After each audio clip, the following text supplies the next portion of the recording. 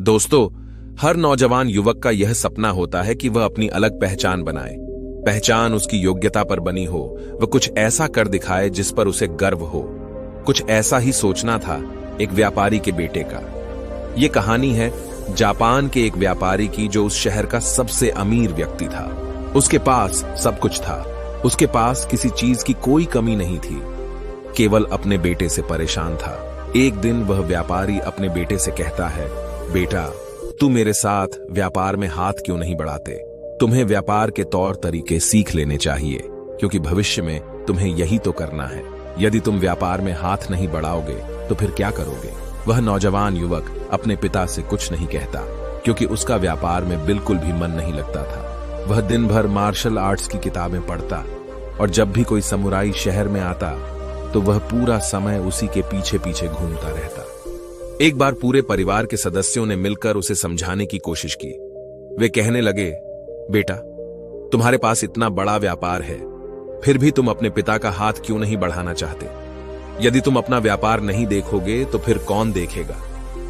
इस पर वह नौजवान युवक जवाब देते हुए कहता है, मैं खुद के दम पर कुछ बनना चाहता हूं। मैं चाहता हूं कि मेरी एक अलग पहचान हो, लोग मुझे जाने, और इसलिए मैं इस देश का सर्वश्रेष्ठ धनुर्धर बनना चाहता हूं। उस युवक की यह बात सुनकर उस व्यापारी को बहुत क्रोध आया, लेकिन फिर भी उसने अपने क्रोध पर काबू पाया। कुछ देर सोच विचार करने के बाद उस व्यापारी ने अपने बेटे से कहा, बेटा, अगर तुम यही करना चाहते हो तो ठीक है, मैं अगले 3 साल का समय तुम्हें देता हूं। यह सुन वह नौजवान युवक बहुत खुश हुआ। तभी आगे वह व्यापारी कहता है, लेकिन मेरी एक शर्त है। इस पर वह नौजवान युवक कहता है, क्या शर्त है आपकी पिताजी? उसके पिताजी अपने बेटे से कहते हैं, देखो, मैं तुम्हें अगले 3 साल का समय तो दे रहा हूं, लेकिन तुम्हें हर साल मुझे यह बताना होगा कि तुम क्या कर रहे हो और तुमने उसमें कितनी उन्नति कर ली है। यदि तुम मुझे अपने काम से संतुष्ट कर पाए तब तो ठीक है, वरना तुम्हें मेरे साथ मेरे व्यापार में हाथ बढ़ाना होगा। नौजवान युवक काफी सोच विचार कर अपने पिता से कहता है, ठीक है पिताजी, मुझे आपकी शर्त मंजूर है। उसके ठीक 2 दिन बाद वह नौजवान युवक अपने पिता की आज्ञा लेकर धनुर्विद्या सीखने के लिए घर से निकल पड़ता है, और वह कई दिनों की यात्रा करके एक गुरु के पास पहुंचता है। वह गुरु जापान में धनुर्विद्या और युद्ध कला सिखाने के लिए प्रसिद्ध थे। उनकी ख्याति दूर दूर तक फैली हुई थी, लेकिन वह बहुत कम लोगों को अपना शिष्य बनाते थे। वह नौजवान युवक उन गुरु के पास पहुंचकर उन्हें प्रणाम करता है और कहता है, हे गुरुवर, मैंने आपके बारे में बहुत सुना है और इसीलिए मैं बहुत दूर से यात्रा करके आपके पास आया हूं। मैं आपसे धनुर्विद्या सीखना चाहता हूं। मैं धनुर्विद्या में बेहतर होना चाहता हूं। फिर जवान युवक सारी बातें कहता जा रहा था, लेकिन इस पर गुरुवर कुछ भी जवाब नहीं दे रहे थे। और जब कुछ देर तक उन गुरुवर ने जवाब नहीं दिया, तो इस पर उस नौजवान युवक ने अपने घर पर बीती सारी बातें उन गुरु को बता दी। उसने यह बता दिया कि किस तरह से उसके पिता ने उसके सामने शर्त रखी है कि यदि वह अपने जीवन में सफल न हो पाया, उसने अपने जीवन में वह न कर पाया जो वह करना चाहता है, तो उसे उनका व्यापार आगे बढ़ाना होगा। आगे वह नौजवान युवक उन गुरुवर से कहता है, हे गुरुवर, मैं आपसे वादा करता हूं, मैं पूरी कर्तव्य निष्ठा के साथ धनुर्विद्या सीखूंगा और मैं आपका समय बर्बाद नहीं करूंगा, इसलिए कृपया करके मुझे अपना शिष्य बना लीजिए। तभी उस गुरु ने उस युवक की तरफ ध्यान से देखा। उन्होंने देखा कि वह अपने साथ काफी सामान भी लेकर आया था और उसके साथ उसके 2 सहायक भी आए हुए थे। तभी उन गुरु ने कहा, सबसे पहले यदि तुम धनुर्विद्या सीखना चाहते हो तो तुम्हें इन चीजों को छोड़ना होगा, इन चीजों का त्याग करना होगा, इसलिए इन कीमती सामानों को वापस अपने घर भेज दो। उस नौजवान युवक ने गुरु की आज्ञा का पालन किया। उसने सारा सामान अपने सहायकों के हाथों वापस घर की ओर भेज दिया। आगे गुरुवर उस नौजवान युवक से कहते हैं, देखो, यदि तुम धनुर्विद्या सीखना चाहते हो तो तुम्हें 2 शर्तें माननी होगी। इस पर वह नौजवान युवक कहता है, गुरुवर, आप जैसा भी कहें, मैं सब करने के लिए तैयार हूं, लेकिन मुझे अपना शिष्य बना लीजिए। तभी गुरुवर उस युवक को पहली शर्त बताते हुए कहते हैं, तुम्हें यहां पर सामान्य लोगों की तरह ही अपना जीवन बिताना होगा और सारे कार्य तुम्हें खुद ही करने होंगे। इस पर नौजवान युवक कहता है, जी गुरुवर, जैसा आप कहें। आगे गुरुवर उस नौजवान युवक को दूसरी शर्त बताते हुए कहते हैं, यदि एक बार तुम्हें धनुर्विद्या की शिक्षा को ग्रहण करना शुरू कर दिया तो तुम्हें उसे पूरा करना ही होगा। तुम इस बीच उसे छोड़कर नहीं जा सकते। इस पर वह नौजवान युवक कहता है, ठीक है, आप जैसा कहें, मुझे सब मंजूर है। उन गुरुवर ने उस नौजवान को अपना शिष्य बना लिया, लेकिन वो नौजवान ये नहीं जानता था कि उनके सिखाने का तरीका बहुत अलग था। एक दिन उन गुरुवर ने उस नौजवान युवक को अपने पास बुलाया और कहने लगे, बेटा, जैसे तुम उठते बैठते हो, चलते फिरते हो, जैसे तुम सांस लेते हो, वैसे ही तुम निशाना भी लगाते हो। इसलिए सबसे पहले तुम्हें सचेत होना होगा। तुम्हें जानना होगा कि तुम क्या कर रहे हो, तुम किस अवस्था में हो। तुम्हें जागरूक होने की आवश्यकता है। इसलिए आज से ही सचेत होकर सारे काम करना शुरू कर दो, और ऐसा तब तक करो जब तक यह तुम्हारा स्वभाव न बन जाए। उस युवक ने उन गुरुओं की बात मान ली। वह एकाग्र होकर अपने कामों पर ध्यान देने लगा। वह अपने चलने फिरने, अपनी सांसों पर ध्यान केंद्रित करने लगा। सुबह उठकर वह अभ्यास करता और ध्यान किया करता। शाम के 6 बजे से वह एकांत रहता और ध्यान किया करता। ध्यान करने के बाद करीब 9 बजे के बाद वह सो जाया करता और ठीक सुबह 4 बजे उठकर वह धनुर्विद्या का अभ्यास करने लगता। और यह सब उसे एकांत में रहकर ही करता था। और यह सारी क्रियाएं दोपहर के 2 बजे तक यूं ही चलती रहती। और इस समय के दौरान न तो कहीं जाना और न ही किसी से मिलना। यहां तक कि उस युवक को किसी से बात करने की भी कोई अनुमति नहीं थी। और बचे हुए 4 घंटे अर्थात दोपहर को 2 बजे से शाम को 6 बजे तक वह बाकी सभी शिष्यों के साथ मिलकर आश्रम की देखरेख करता। और वह नौजवान युवक भी अब तक पूरा मन लगाकर सीखने की कोशिश कर रहा था। लेकिन जैसे जैसे समय बीतता जा रहा था, उस नौजवान युवक का जोश ठंडा पड़ रहा था। अब उसके लिए उस आश्रम में एक एक पल बिताना बहुत मुश्किल हो रहा था। अब उस नौजवान युवक ने अपने गुरु की बातों को अनदेखा करना शुरू कर दिया था। वह उन सभी नियमों को तोड़कर अपने सभी गुरु भाइयों के साथ मिलकर गप्पे लड़ाने लगा था। वह उन्हें अपने व्यापार की बातें बताता, उसके पास क्या कुछ है। और उस नौजवान युवक को इतना अमीर पाकर कई लोग उसके मित्र भी बन चुके थे, क्योंकि वह सोचते थे कि यह तो अमीर व्यापारी का बेटा है, कभी ना कभी तो भविष्य में कोई ना कोई फायदा हमें अवश्य मिलेगा। देखते ही देखते उस नौजवान युवक और बाकी लोगों की दोस्ती और भी गहरी होती जा रही थी। अब से वह नौजवान युवक रात को सोने की बजाय अपने मित्रों के साथ मिलकर आश्रम से कहीं दूर भाग जाया करता था। जंगलों में जाकर गप्पे लड़ा था, मौज मस्ती किया करता था।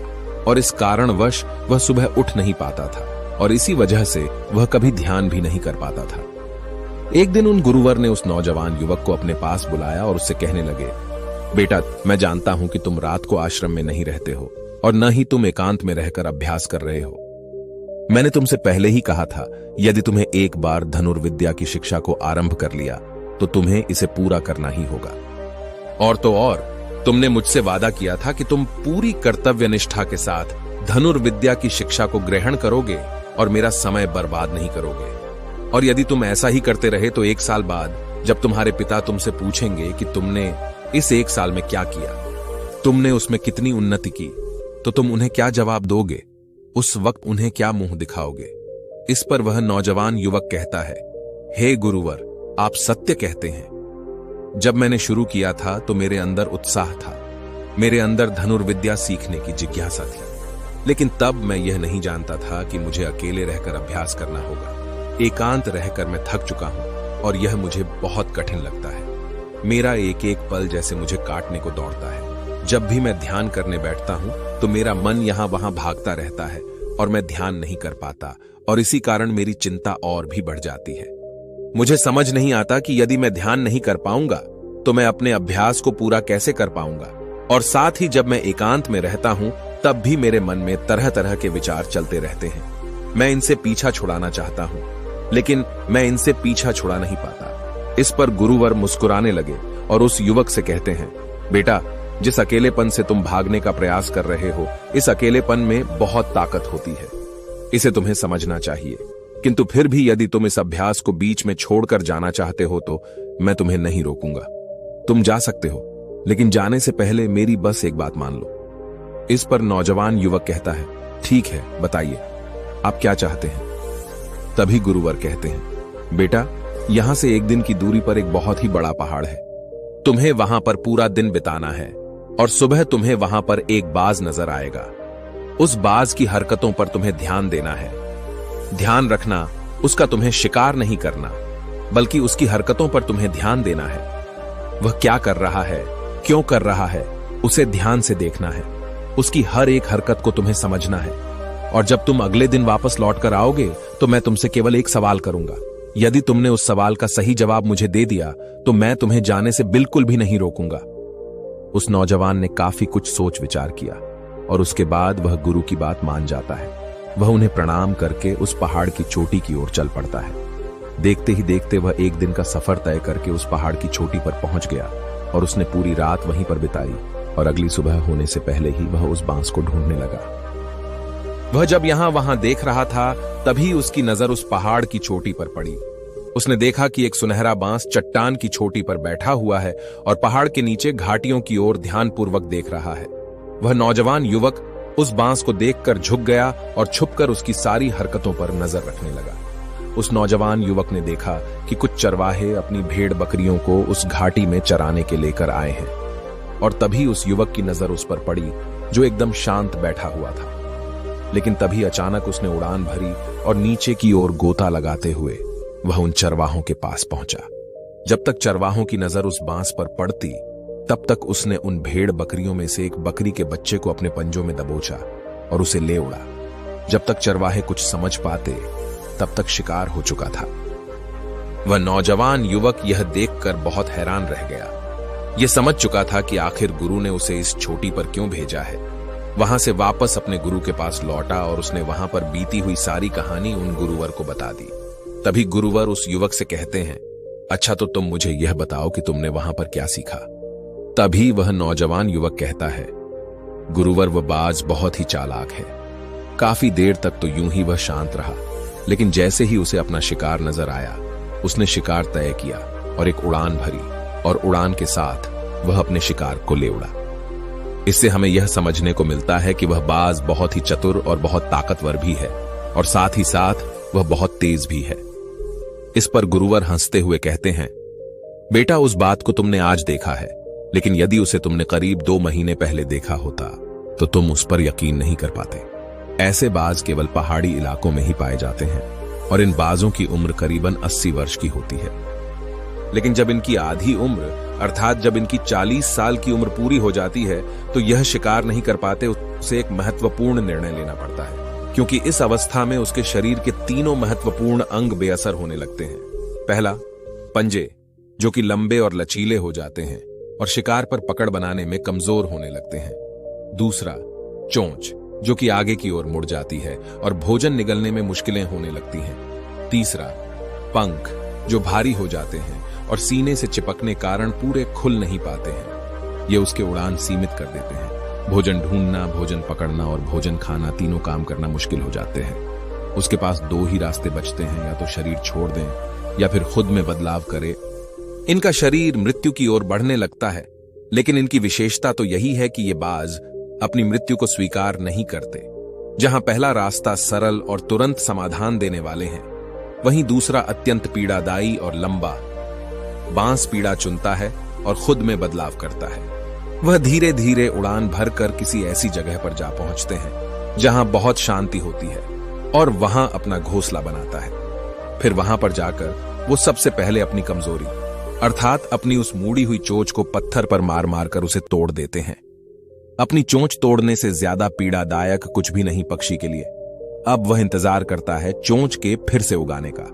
उसके बाद वह अपने पंजे भी उसी प्रकार तोड़ देता है और इंतजार करता है पंजों के दोबारा उगाने का। और देखते ही देखते इनके पंजों में नए नाखून आते हैं। नई चोंच और पंजे आने के बाद वह अपने भारी पंखों को एक एक कर नोच कर निकालता है और प्रतीक्षा करता है पंखों का फिर से उगाने का। और इस क्रिया में पूरे 3 महीने लगते हैं और 3 महीनों के अंदर इन बाजों का एक नया पुनर्जन्म होता है और तब उसे मिलती है वही भव्य और ऊंची उड़ान, पहले जैसी नहीं। इस पुनर्जन्म के बाद वह 30 साल और जीता है, ऊर्जा, सम्मान और गरिमा के साथ। आगे गुरुवर इस नौजवान युवक से कहते हैं, तुम उस बाज की तारीफ कर रहे हो जो अकेले रहना पसंद करता है, शांत रहना पसंद करता है, जो पूरे 3 महीने एकांत में रहकर तपस्या करता है, अपने आप को शिकार के लायक बनाता है, तब जाकर वह कहीं शिकार करने योग्य बन पाता है। तुमने देखा होगा कि जो भी ताकतवर इंसान है वह हमेशा एकांत ही रहता है, लेकिन जो व्यक्ति कमजोर है जिसके अंदर तरह तरह की कमियां हैं, वह लोगों के बीच छुपने का प्रयास करता है। आगे गुरुवर उस नौजवान युग से कहते हैं, मेरी बात ध्यानपूर्वक सुनो। यदि तुम अपने जीवन में सफल होना चाहते हो, अपनी पहचान बनाना चाहते हो, तो सबसे पहले दिशाहीन से दृढ़ निश्चय वाले बनो। क्योंकि जब तुम खुद के लिए समय निकालते हो, जब तुम एकांत रहने का चुनाव करते हो, तो तुम अपने दिन में जो भी काम कर रहे हो उस पर तुम ध्यान दे पाते हो, तुम सचेत हो पाते हो, और साथ ही तुम किसी भी चीज पर सही निर्णय भी ले पाते हो। और एकांत आपको हमेशा कुछ न कुछ नया सिखाता ही रहता है। आगे गुरुवर उस युवक को दूसरी बात बताते हुए कहते हैं, आज जो मौका तुम्हारे पास है वह मौका तुम्हें दोबारा नहीं मिलेगा। इसीलिए इस मौके की कीमत को समझो, क्योंकि तुम्हें एकांत खुद को बनाने के लिए मिला है। तो अपने जीवन में देखो, उसे समझो और उन कमियों को दूर करो। तुम तो बड़े शहर से हो और तुमने यह भी देखा होगा कि शहर के लोग अपना पालन पोषण करने के लिए दिन रात मेहनत करते रहते हैं। न तो उनके पास सीखने का समय है और न ही एकांत में रहने का। इसलिए वह कभी भी खुद को जान तक नहीं पाते। यह अकेलापन, यह संघर्ष जिसे तुम व्यर्थ समझ रहे हो और जिसे तुम यूं ही बर्बाद कर रहे हो, यह मौका तुम्हें कुछ बनने के लिए मिला है और यह मौका दोबारा लौटकर वापस नहीं आएगा। आगे गुरुवर उस युवक को अगली बात बताते हुए कहते हैं, जिन लोगों के साथ तुम घूमते रहे हो, जिनके साथ गप्पे लड़ा रहे हो, जिनके साथ अपना समय काट रहे हो, उन्हें तो खुद तक नहीं पता कि वह क्या कर रहे हैं। उन्हें खुद इस बात का एहसास नहीं है कि वह खुद अपना कितना बड़ा नुकसान कर रहे हैं। तुम ऐसे लोगों के साथ अपना समय बिताते हो तो अवश्य ही तुम भी दिशाहीन हो जाओगे और तुम भी यह समझ नहीं पाओगे कि तुम्हें अपने जीवन में क्या करना है। शुरू शुरू में तुम्हें अकेले रहने में थोड़ी तकलीफ जरूर होगी, लेकिन धीरे धीरे आपको इसके साथ रहने की आदत पड़ जाएगी। इसलिए अकेलेपन का इस्तेमाल एकांत रहने के लिए करो और अपना उद्देश्य याद रखो। यह याद करो कि तुम यहां पर क्यों आए थे और तुमने अपने जीवन में क्या लक्ष्य तय किए थे। गुरुवर के इतना कहने के बाद वह नौजवान युवक सोचने लगा। वह यह समझने लगा कि आखिर वह यहां पर क्यों आया था। तब उसे याद आया कि उसके गुरु ने उसे क्या कहा था कि अपने अकेलेपन का इस्तेमाल करो, क्योंकि अकेलापन ही एकांत बन जाएगा और वह तुम्हें आगे बढ़ने में तुम्हारी मदद करेगा। दूसरी बात, अभ्यास में संतुष्टि ढूंढो, क्योंकि उस नौजवान युवक के गुरु ने कहा था कि सारा ध्यान केवल अभ्यास में लगाना, इसके अलावा कुछ और पाने की कोशिश नहीं करना। क्योंकि जब हम कहीं और जाने की या कुछ अलग पाने की कोशिश करने में लग जाते हैं, तब हम अपने मन के बनाए हुए जाल में फंसते चले जाते हैं और हमारा संबंध वर्तमान से टूट जाता है। और तब हमें ऐसा लगने लगता है जैसे हम कहीं पर फंसे हुए हैं, हम बहुत दुखी हैं, हम बहुत